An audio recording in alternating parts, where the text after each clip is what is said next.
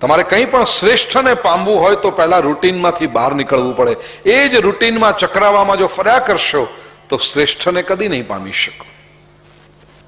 પશ્ચિમના એક વિચારકે બહુ સરસ કહ્યું છે, if you keep doing what you have always bin doing, then you will keep receiving what you have always been receiving.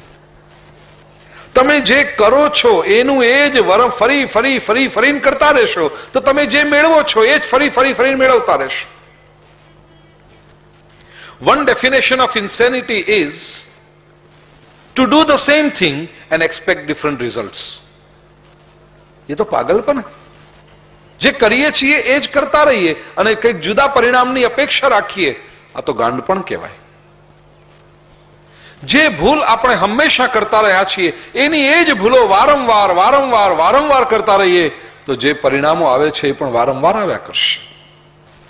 તમારે જો જીવનનો માર્ગ બદલવો હોય, જીવનની ગતિ બદલવી હોય, જીવનની દિશા બદલવી હોય તો થોડુંક તમે જે ભૂતકાળમાં કરતા રહ્યા છો એને બદલી નાખો.